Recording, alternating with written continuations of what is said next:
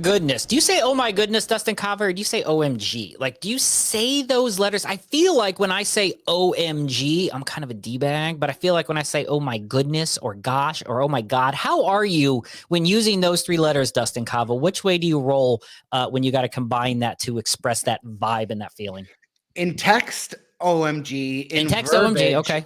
I'm always an an oh my gosh type of guy. Oh my gosh, not a goodness? Why gosh over goodness? It depends. If I'm talking to, say, my grandmother, then it's oh my goodness. If I'm talking to the clerk that I'm angry at the store and I'm keeping it together, then it's oh my gosh. Can you believe what's happening right now? Can you help me here? Type of thing. So yes, but in a text, it's OMG. I'm not wasting OMG. OMG, then. We'll say that. I don't know. We say, oh my gosh, oh my goodness, oh my golly, Miss Molly. It is Friday. It is 4:20 p.m. You know what time it is. That means it's time for a brand new...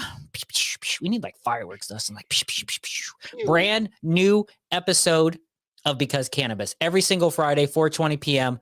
on Wayward Media, wayward.media, socially at MeetWM. Every Friday, Dustin, we get together, 4:20 p.m.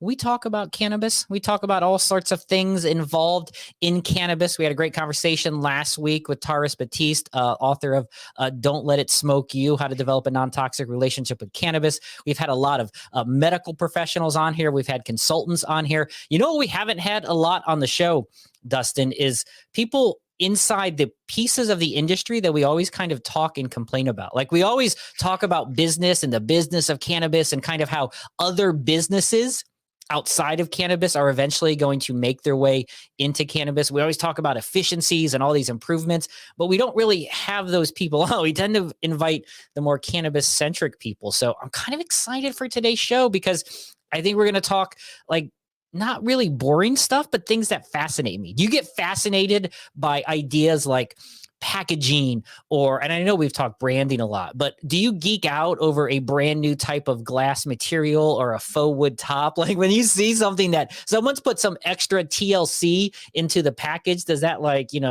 raise up your awesome meter a little bit?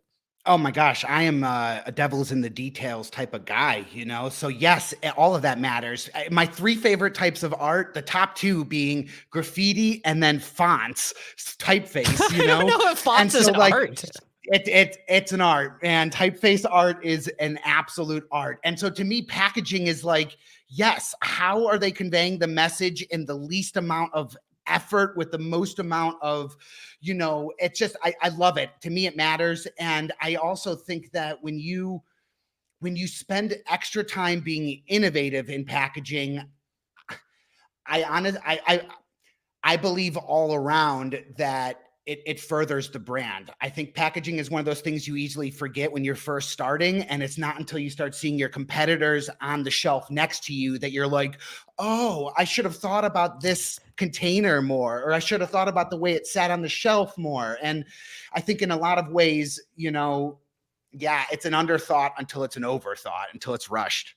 I'm sure that's all great. And I think if you see our guest pop on the screen, I'm going to give him a formal introduction in a second. But the most important topic right now, Patrick, is when you send an email, do you go with just whatever the font is? Do you have a font of choice? Do you have a particular font, Patrick? Is there a Canadian font versus American font? I need to know, Patrick, where you reside on fonts. Go.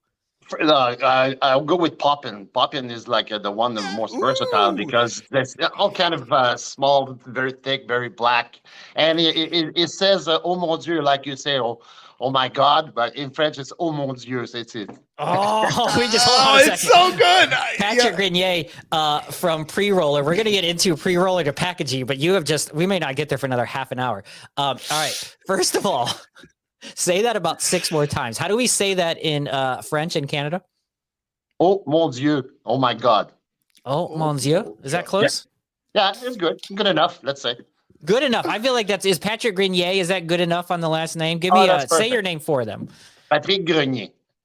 Yeah, I'm never going to get close to that. I stumble around my own native. You need to roll. You need to roll the R. I feel like I'm sexy when I roll the R. They say I it's a think sexy, the lover's language. So don't get me wrong. I never used that in Vegas. No, I never said that.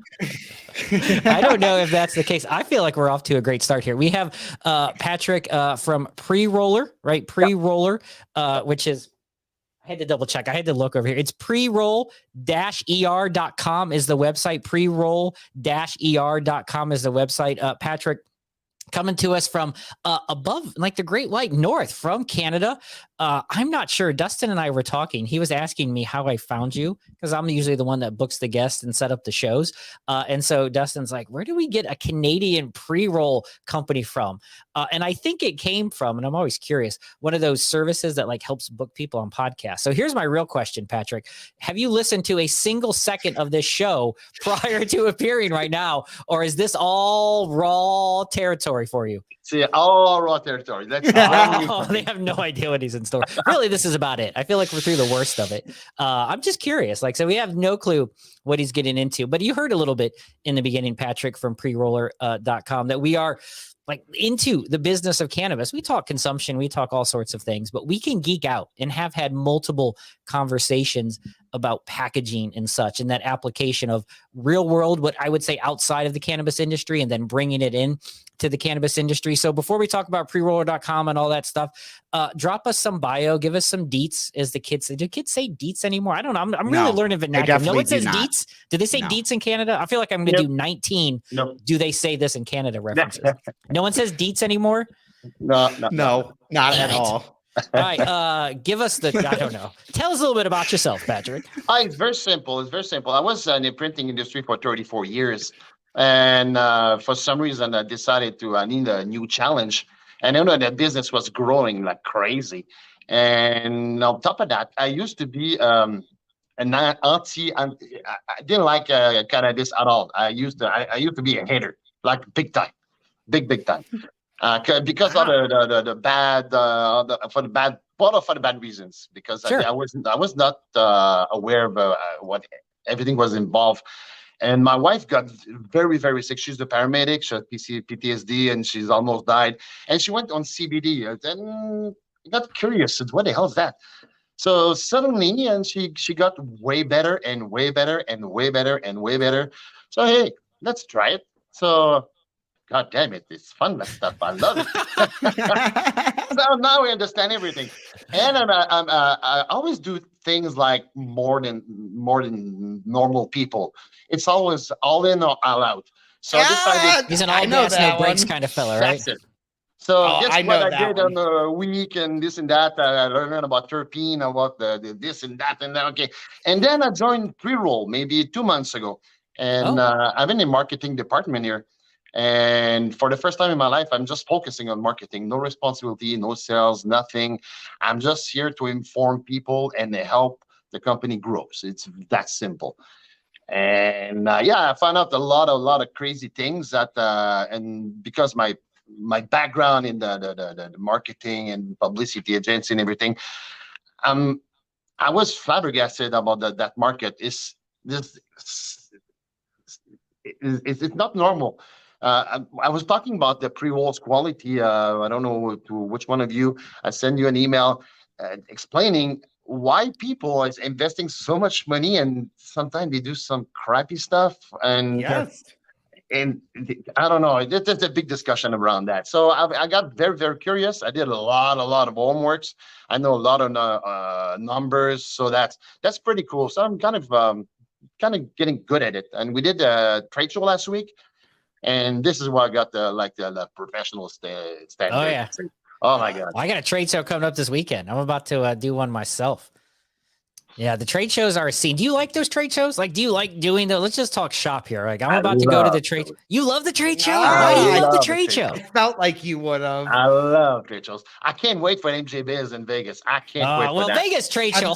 I feel like Vegas trade shows don't count almost because it's like going to another planet versus and like a trade show. BizCon in particular is the largest one of its kind anywhere in the world that I know of that I've ever seen and ever been to.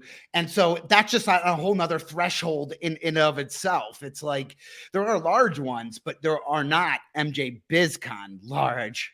Yeah, we need size. big stuff. And there's too many shows in the United States and Canada right now. There's way too many small shows, and it dilutes the product. And it's kind of, I don't know. With years, it's going to slow down, I guess.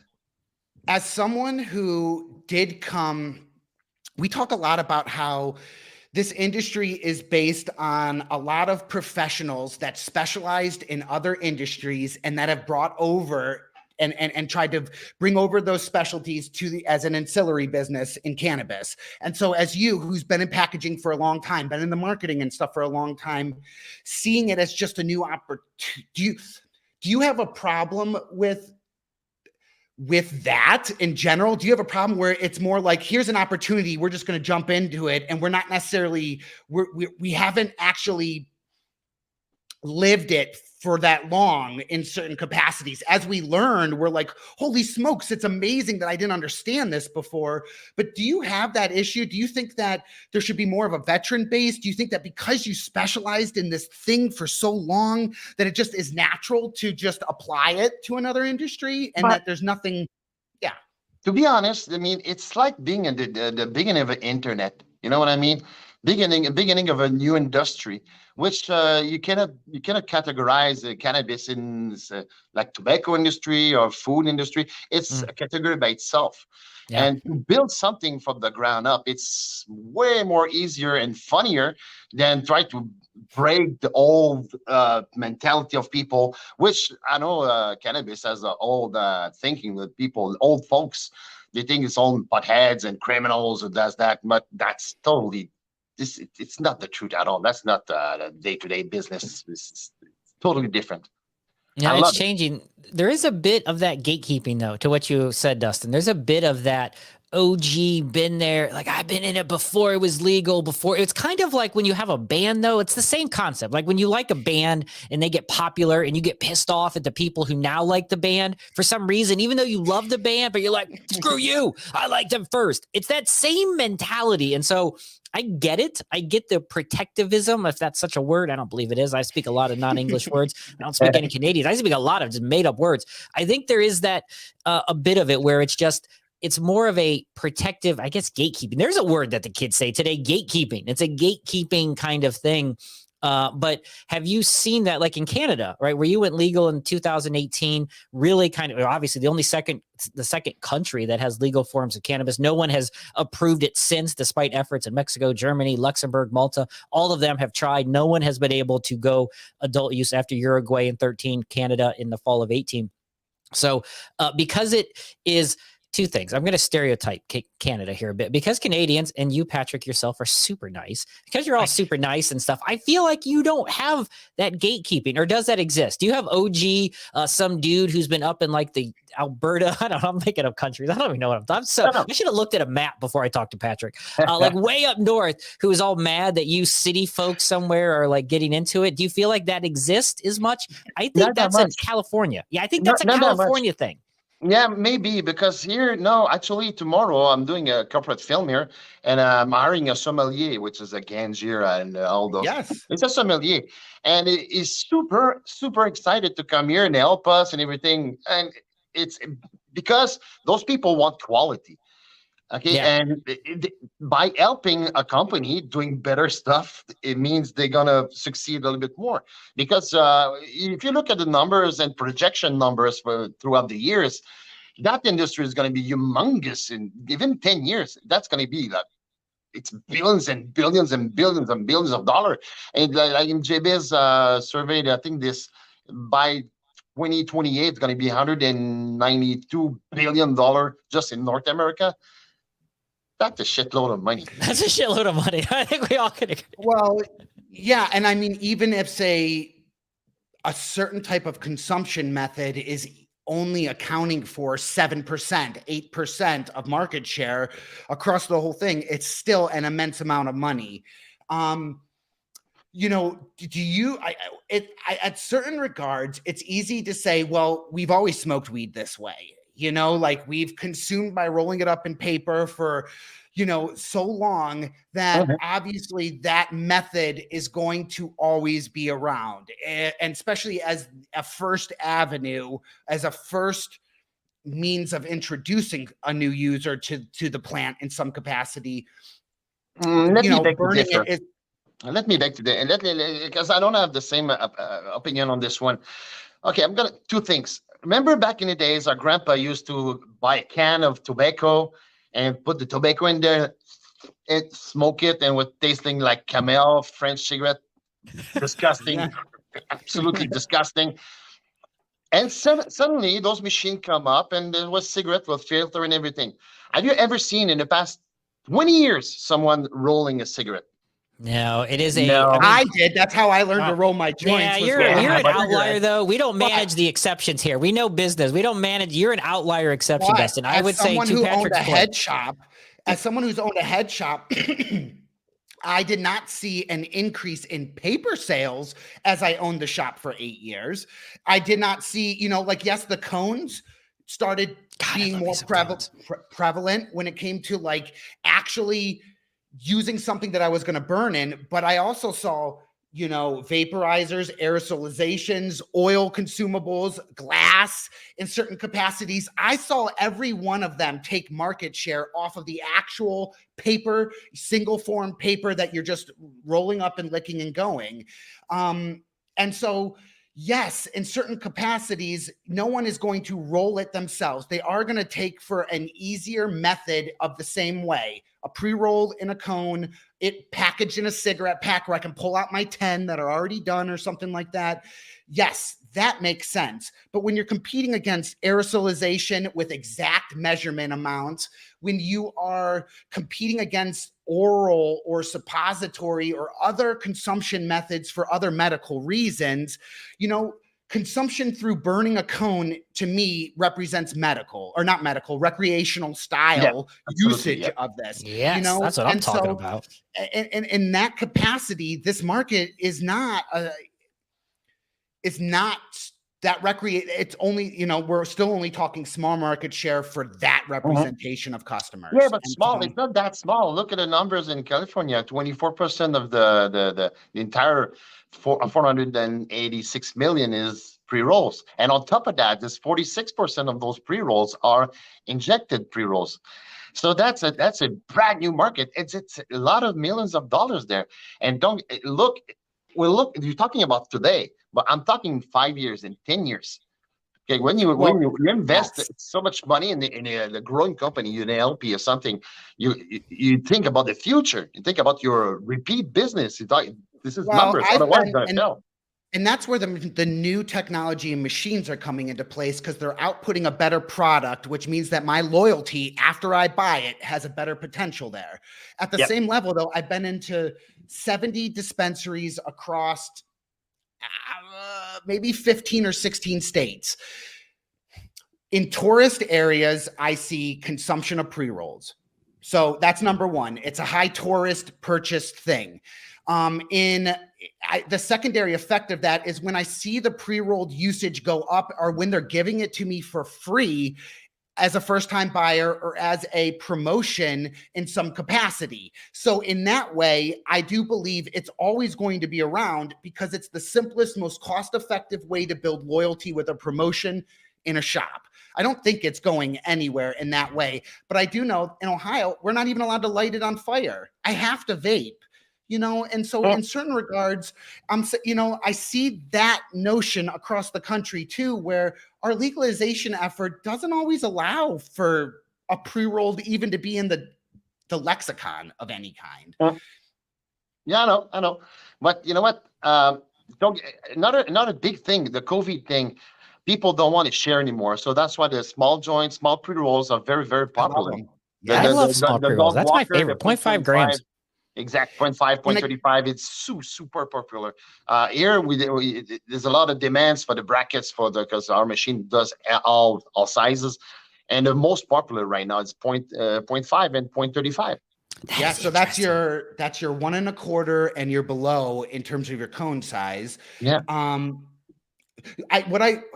When you see the differentiations between machines developed 10 years ago for the industry and machines developed today, when you see this forward thinking, very, very specific to this industry, you are now developing machines. Pre-roller, did not think about tobacco when they were developing, when you guys were developing your machines. It was, this is a very particular plant with a very particular moisture level in a very particular shape with needs a very particular type of airflow. You know, what type of science at the end of the day are you guys thinking about? Are you burning these cones and looking at, you know, airflow inside of them? Are you just thinking about pressure on how much we're packing these things? Or are we just thinking about output in terms of, I need 600 Output. of these a minute or an hour or whatever? That's our stuff here. Okay. Oh, I like it. All right, here you go. And Can you tip it upside down for me for a second and kind of, and that's perfect. That to me is a very, it even smacks down the end. Exactly. Let me talk to you about it. The company here, first of all, they were specialists in packaging for many thousands of years. You know, for medical, for food industry, for a jam in a jar or something. It was very, it's a well-known business. Like everybody in the world can do that kind of technology. It's very simple. But Harold, the owner of the company, is an engineer. And one of these days, one of the guys working downstairs he created a machine. It was rolling joint. And Harold looked at it. What the hell is that? Let's try it. It failed, completely failed. I mean, it was a major failure. That was bad. And it took them 40 months to develop a machine. Yes. All kind of, they went to the drawing board many times. They redesigned the machine many times. And they came up with this with that solution, which, you know, if you went on a website, it's very difficult. Okay. What I like is the compaction, the size, how it's close. It's very tight. It's very good. The airflow is direct. The airflow doesn't go like this. And who does that? Who does the testing? You're talking about. You're talking to the guy here. That is what I'm liking. They're testing. All right, let's do this. Research and development. I want to show this video, Patrick. This is from the Preroll-Er, which is preroll-er.com. Patrick Grenier. Grenier. It's the R roll. I gotta get it. So this is a video because I think, Dustin, pre-rolls are 100% the future of what's going to be sold in cannabis in 10 years. Absolutely. Let's take a look here, and I get to get the medicinal versus adult use conversation. But since we're talking about it, and since Patrick, I wish you could literally hand one of those through the screen. Like, I'm gonna take it from you.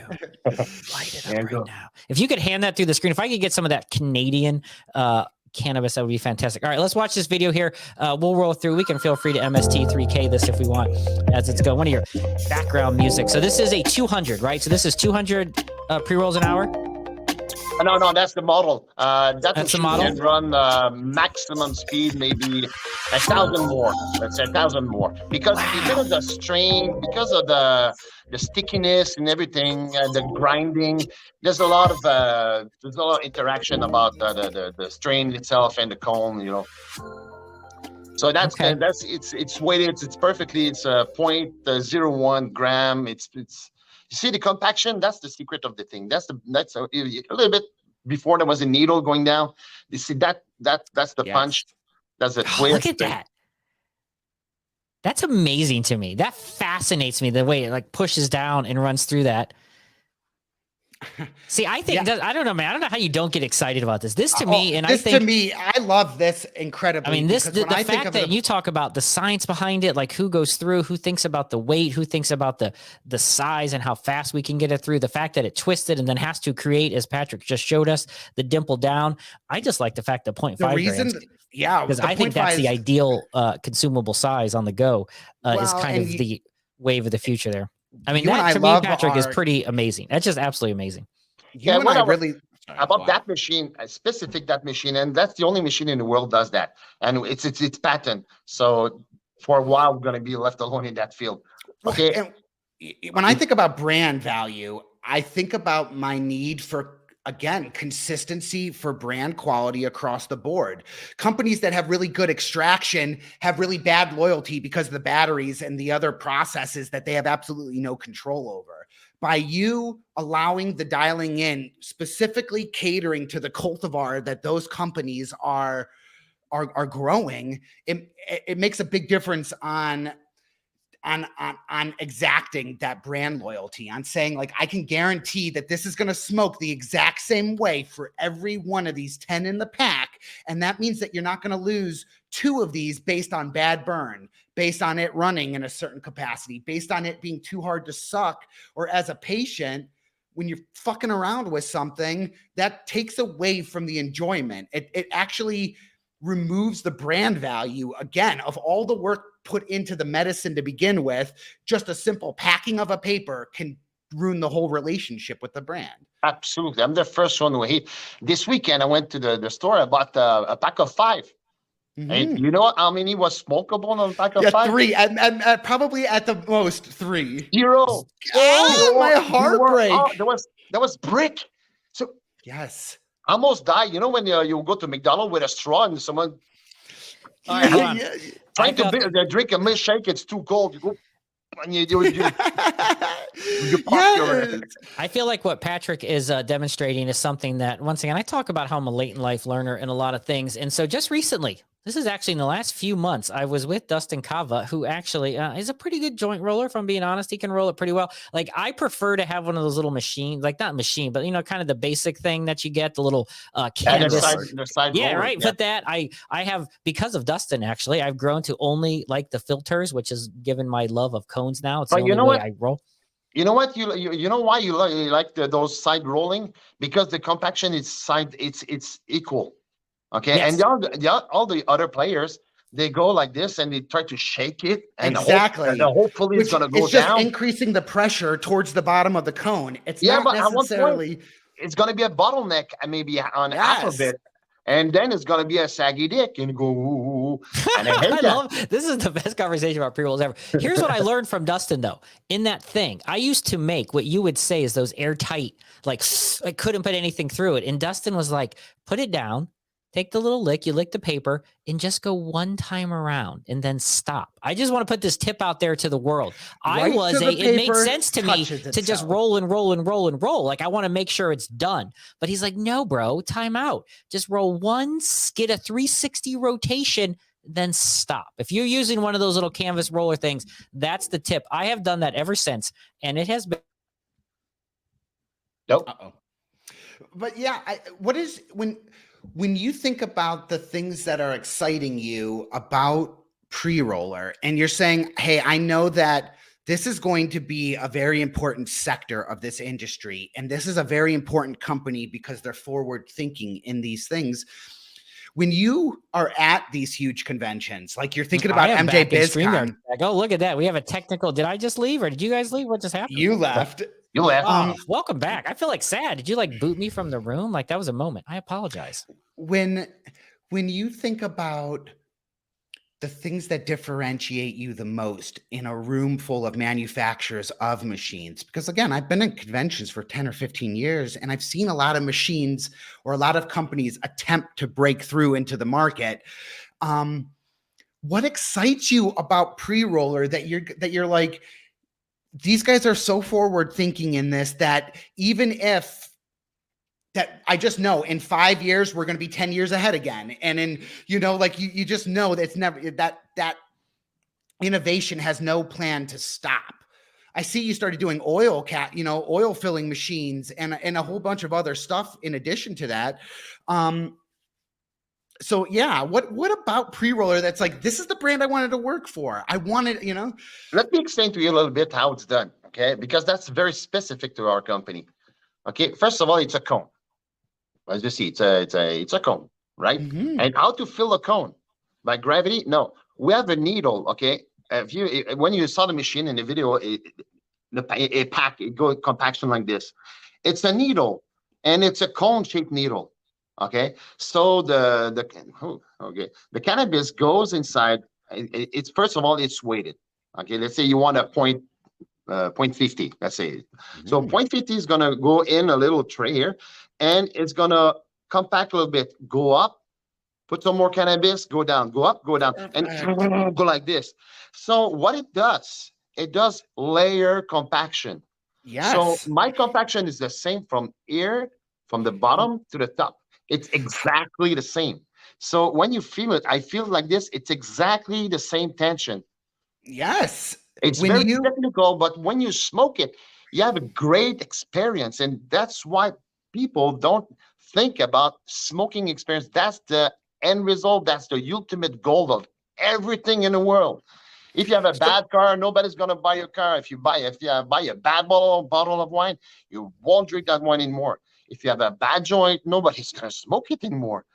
So the quality, that's why I like about this company here. They don't talk about numbers anymore. Because previously Mhm. we were talking about that amount of pre-rolls per hour, those sensors are made by that, but who cares? At the Yes. end, it's just the quality. It's just the quality of the pre-roll, which is really, really important. So When you setting up the machines, are these like presets that a cultivator can take in and they say this is what we used for the strain last month when we were doing this time can we load that back in and then just dial it in a yes, little bit differently, or yes, are they absolutely. are they Everything is customizable. It's customizable according to the strain because some strains are very sticky, sometimes some are very dry, CBD, sativa. It's crazy the amount of strain out there. So variants? every strain, Yes. well, it's save. You save, of course, when you do your strain, you save it in the machine. All the machine does that. I mean, we're not the only one that does that. And yeah, you save. So the next time the same strain, just put it in, put the program in, and it works by itself. That Have by the magic. have the cultivators, is this something like I think Canada, I feel like especially in the adult use market, is a lot of big players. Like there's Aurora Nordic, there's Canopy Growth, you have No, Canada. You have there's some. big guys. There's huge guys, sir. That's big Do you guys. feel like what have your conversations been like with some of the smaller cultivators, some of the more boutique cultivators? Is this something that you feel is embraced pretty much on this big agricultural, like the top, I don't know, making up a percentage, the top 35, 40% of cultivators? Or is it something that you've seen acceptance, kind of what we talked about a little earlier, with some of those smaller boutique cultivators, some of those more been doing it and only putting out maybe so much product a year, even though, pre-roll is a big market, a big category. Do you feel like it's pretty much a large big boy game, or is it the smaller companies starting to embrace automation in packaging? Because not just pre-rolls like we're talking there, but you have other machines, packaging machines, weighing machines, tincture machines. So do you feel like the acceptance on the smaller boutique levels there, or is this pretty much a big boy, big company product so far? I went to the here in Quebec. It's SQDC. It's the government. They do the rules here for the stores and everything. So I went to the annual meeting, and they were saying something very, very smart. Okay, it's been 4 years now in Canada. Mhm. The big players jump on it. They try to buy every license in the world, Yes. and the small players was left alone a little bit. They succeed. Some people lost a lot of money. Some people make a lot of money. Now the small guys coming back to the industry. Why? Because they're gonna do some more specific strain, Yeah, small craft batch. style, boutique Exactly, and style that's cannabis. very hip. People love that stuff. And first of all, we're the only machine who can do injection with a needle inside the machine, goes straight in there, and you can put whatever you want, what kind of juice you want to put in there. It's gonna go liquid ash, name it, all kind of oil, and it's gonna give you the crazy flavor that you want. And I don't care spending like 20, 50, $22 per joint because it's going to be so specific. It's like a nice bottle of wine at the store.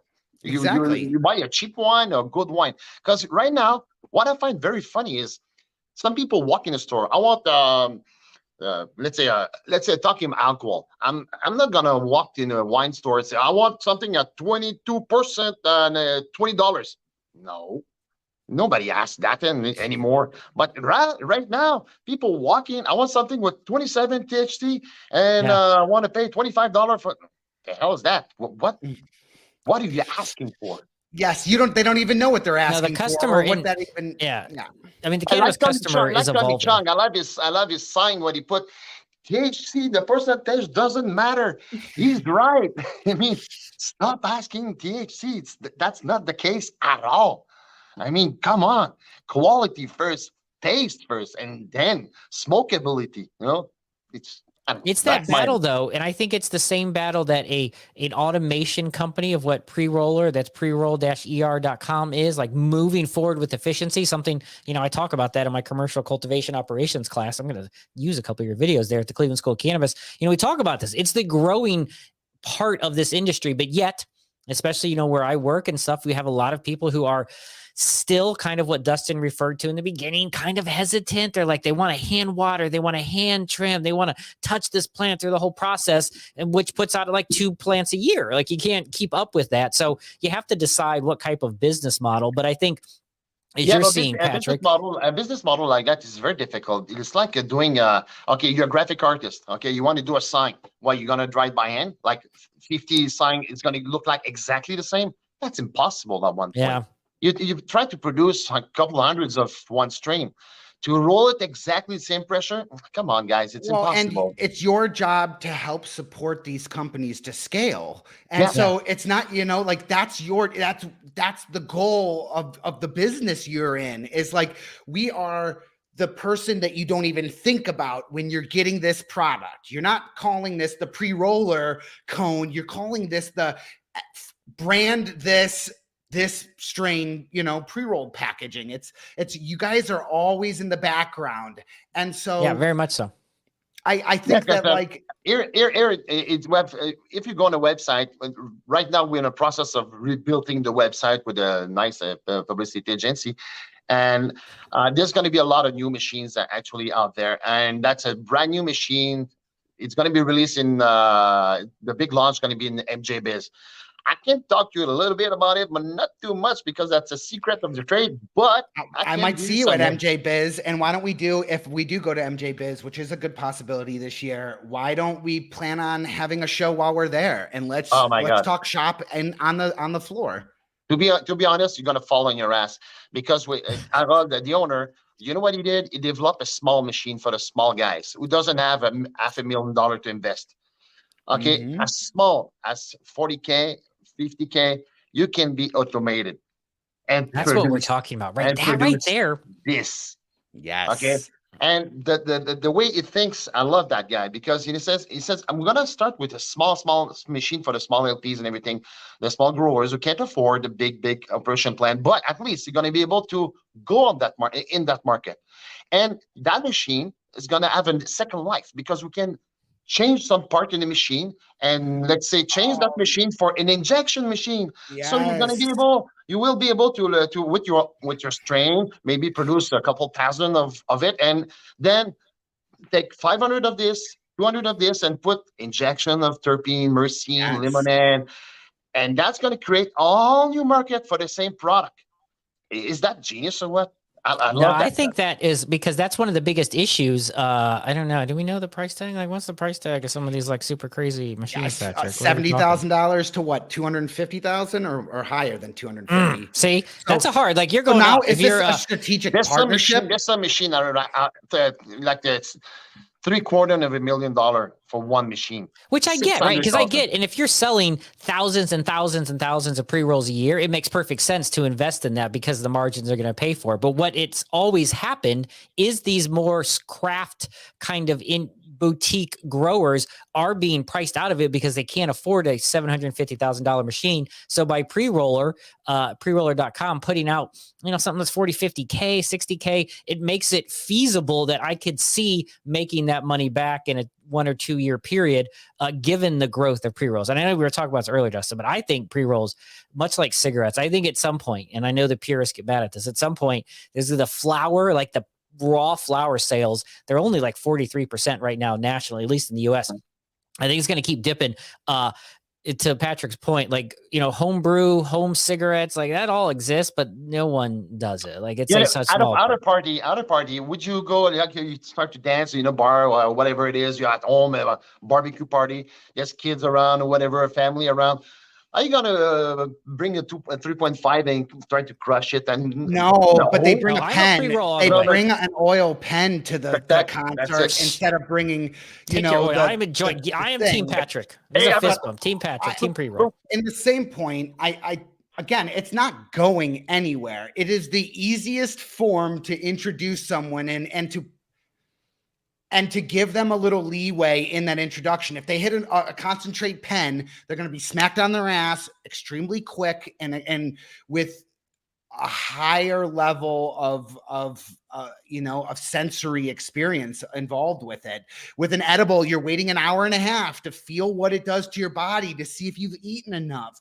With a pre-roll, you can hit 2 hits, set it down for 20, hit 2 hits, set it down for 20, and regulate yourself in that way. And again, to someone whose hand is shaking all the damn time because of some medical condition or something, like, it's important to have this means that I can light it once and I can hold it as I'm maneuvering it. Like, it's not a piece of glass. It's not a button I have to hold with any amount of force. There is always going to be a place for it. You know what, Dustin? Another advantage, what I found out about those layered compaction like this is when you don't smoke it entirely, okay? A hand roll one or a cheap roll with a machine to do with a bad compaction, it does a lot of black burn on the top, and try to botch it and try to relight it after. It tastes like crap. It's insane. It just killed the product. Yes. Even the airflow will make more resin that forms on the outside and the inside of the paper. And and that affects your taste. It affects your burn. It makes perfect sense. But their compaction is by layer. It's like a cigarette. So when you light it and when you finish, you can go like this. It's gonna botch by itself. And when you're gonna relight it, what I did a picture. So I started to smoke it maybe 1/4. Then I cut it with an X-Acto knife and I cut it on the length. I opened it and I saw it. It's not a lot of black. The terpene was there. Everything was there. It was green inside. And up to the end, maybe 1/4 of an inch at the end, I just stop it, cut it, open it. Damn, was still green. It was perfect. The taste was good. Awesome.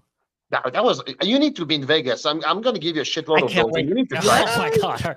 Here's what what's interesting. I thought about this. It's funny because we talk about compaction. I used to smoke cigarettes all the time, and I remember the ritual of a new pack. And I was walking downtown the other day, and that's exactly what I was going to get to. I'm walking downtown, and I was downtown Akron. I was outside. I was at a bar. I don't smoke, but I was outside. So all these people smoking. So the dude rolls out a brand new pack of cigarettes, right? And that sound, right? That which I had not heard in years. I'm not around it.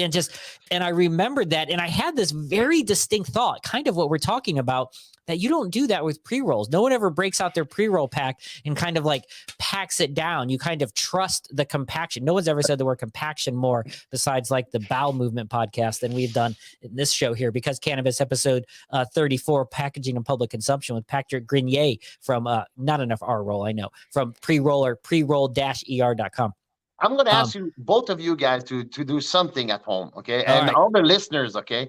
Go out there, go to the dispensary, buy the one with the flat top, the Dutch crown, okay? The one with the Dutch crown, and the one you can feel is perfectly even. And most probably it's going to be done with our machine. And buy another one, just twist. And it's just to tell you that the twist, which is not the perfectly twisted, it's like a butterfly. Yes. Buy it and smoke both of them with a friend. And don't talk about strain. Talk about the quality of smokability and the joy you're gonna feel smoking. Yes, when you're hitting it and you're like, "Damn, this is exactly what I wanted." Yes, this is it. Yeah. What I found out, that was when my son was 23 years old.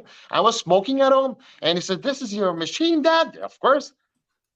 This is the best freaking joint I ever in my life. Hey, perfect. Just as a random side note, just because I'm talking about this, because I'm a dad, right? I got 4 kids, a couple of them outside. I think they're using a lot of my streaming data. I feel like that's what's happened. I literally, in that last one, just texted, like, stop watching whatever you're watching. I'm not sure what's going on. Like, I always find it weird. We talk about this sometimes, like the weirdness of working in cannabis versus working in alcohol or cigarettes. Like, you can go somewhere with Jack Daniels or your favorite wine company you've talked about. You could go somewhere with your favorite wine t-shirt and no one would say anything. But when I wear my cannabis shirts, like, I cover up when I go to my kid's school, because it's just, I don't need the hassle. Is it weird for you to have like kids and work in this industry, even though you're very much in a packaging? You could be doing the same thing on green peppers and no one would say a word. Do you find it weird when you're at parties or social gatherings and like, what do you do? You're like, oh, I work as a marketing for a packaging company, but it's that in cannabis, right? That end part of it that puts that like, oh my, like it changes the whole conversation. You could do the whole maybe because we're in Quebec and everything's more open here, but people not actually that's the opposite. People never smoke and they are what the hell they asking questions how it works and this and that to try it and that's fun. Wow, when I want do. to try It's that's not fun. like that here. It's 100% the opposite. I feel very like nervous and cautious. I have to come out. I mean, here we talk about it publicly. We talk about coming out of our cannabis closet. Like it's a thing here, especially in Ohio, where we and Dustin live, which is a state that's not only regulated, but it's still medicinal only. So you technically can't smoke adult use. I mean, whatever that means. But I can drive 2 hours to Michigan and I can drive another like 3 hours and get to you where you're at, not in Quebec, but in Canada. And I can buy all I want, like pounds. I can go 2 hours from now and buy pounds, but I can't walk down the street and get it. It's very odd and confusing, which is nice to have federal legalization. It will change eventually. I mean, that's a normal path. That's a normal, because the law was so restrictive and it's going to change. I have a good feeling. You're going to have the midterm and all those people are going to vote and that's going to be okay eventually. It's going to take years, but you know what? That's a good thing because if you open the entire market, it's going to be flooded with all kind of, I don't want to be rude, but some foreign machines. Yes, which is and sometimes it can ruin company. You're gonna spend money trying to, and that's gonna kill them, and that's gonna be the opposite. So to open slowly, state by state, is the best thing in the world.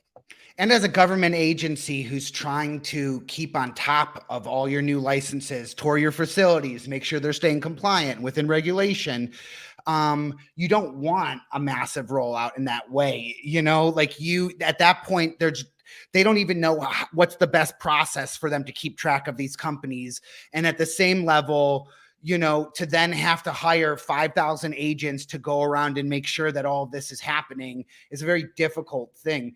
Do you see that we've actually talked with Reverend Kelly, who's also from Canada, who talked a lot about cannabis tourism in Canada. And do you see that being even a portion of the market at all? Do you see that Canada will be the new destination when it comes to the United States traveling to a place to consume? Or do you just think it's going to be this extra just thing that you're allowed when you do go and visit Canada? Or, But here in Quebec, in Montreal, we're living that since the beginning of time because people from New York, Vermont, New Hampshire, they drive to Montreal because here the drinking age is 18 and over there it's 21. So guess what? On the weekend is the tourism. It's absolutely mad. And for those kids coming here at age of 18 too, they can't smoke. So tourism it's a big thing in Montreal, especially certain part of Quebec. Toronto is the same thing. It won't change because it's already there, Have you ever traveled to Canada, Dustin, for like a thing, like to do something that wasn't legal in this country when you were younger? No. I did. I used to go to, I remember this very clearly when I was in college in our fraternity. So I'm in Columbus, Ohio. So a couple hours south of where I'm at now. We used to go to Windsor, Canada, right over the kind of Michigan border there. Alcohol, as you said, 18 and over, gambling. That's what I'm talking about. I don't even gamble, but yeah, alcohol and stuff. We used to do that. I went to Windsor in probably 92, 93, 94, like 4 or 5 times a year, even though I could buy booze and or get booze in the US. But yeah, that's where we would go is Windsor, Canada. So I've 100% taken advantage of Canadian tourism to consume illegal products. So yeah, I would go to Quebec to smoke a joint from preroller.com. Of course I would. You're more than welcome. How are you situated between like United States and Canadian sales? Like are you more Canadian or I know you're going to mjbiz.com. Are you pretty much most of your business in the US? Where's your split 85% of the business, it's US. Yeah, we have an okay. office. Well, that's not we have an office in Vegas, by the way, nearby the airport, nearby the strip. So we have an office there. That's very convenient for us. Is it just the sheer amount of processing licenses that are in the United States compared to Canada, or is it, why do you think the business is more or between? You Population. love weed, It's bro. very simple. I mean, just the city of New York is the entire population of Canada. So yeah, it's a very big country, but it's not a lot of people living here because half maybe what, hey, and 90% is snow and forest. It's nothing I here. don't think I realized that. I don't think I ever put that together. I feel like I should know this at almost 50 years old, that the population in New York is roughly the population of Canada. But once again, learning stuff every day. That's what we do here because Cannabis, Wayward.media, with Patrick Grenier from Preroll-Er.com, preroll-er.com. I just learned that. I did not know that. I just realized you're right. It's like I've been watching Game of Thrones. It's like the North. It's beyond the wall. Go on Google Map and go back from, and you see this shit. There's nothing you can. It's just a big forest and lake.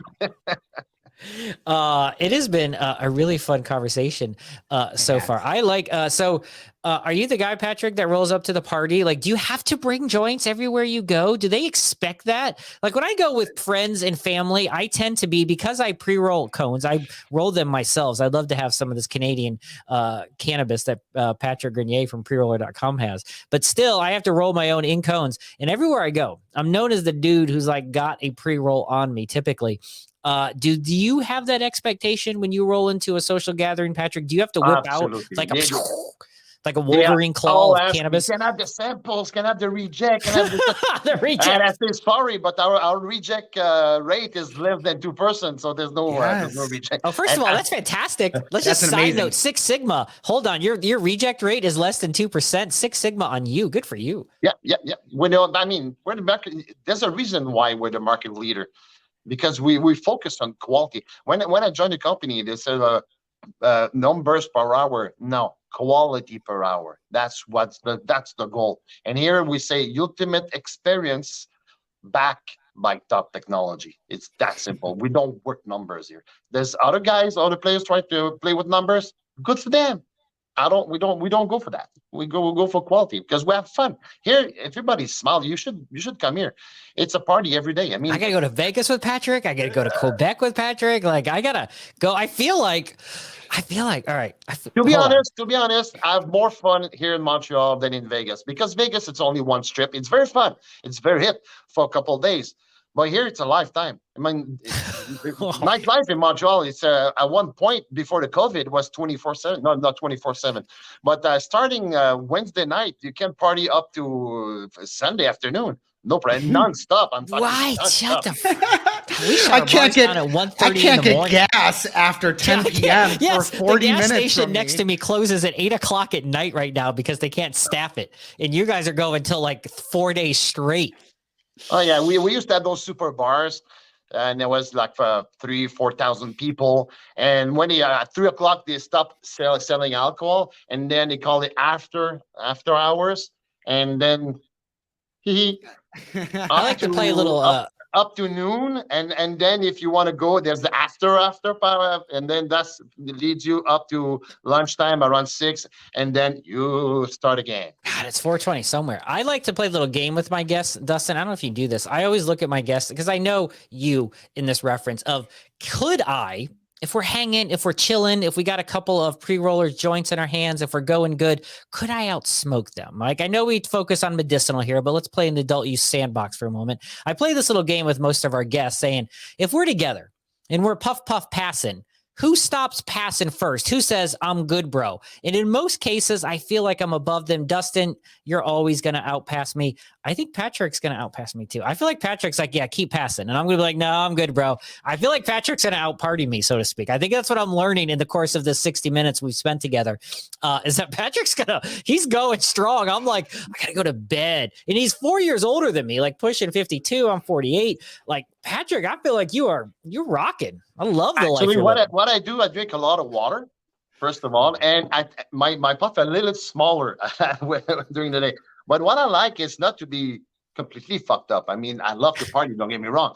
But at one point, just slow down a little bit. But the thing is, intelligent consumption. Exactly what I say to my son. If you heavy drinking, sorry, but you won't get late because you're going to be passed out. I mean, that's the name of the game.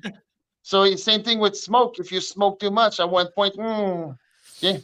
So slowly but surely. And I love to stay up all night. I love sunrise. I love party all Oh night. my And God, I that's can't. If I see 11 o'clock, it's a miracle. That's all. Wait, I feel like I'm just not people living don't the same even life go Patrick out.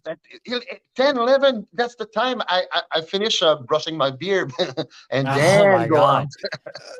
God. I'm so envious. I feel like we definitely I need to hang with Patrick Preroll-Er, Patrick from preroller.com. This has been a fun conversation. It's been an interesting amazing. conversation. I wasn't sure what to think when we had someone coming from Canada, and I don't know if you knew what to expect. Have you done a lot of these? Do you do like other appearances? You got a little cool like podcast studio behind you, a good budget. Yeah. Good for you, Preroll-Er, putting a little budget into the podcast studio.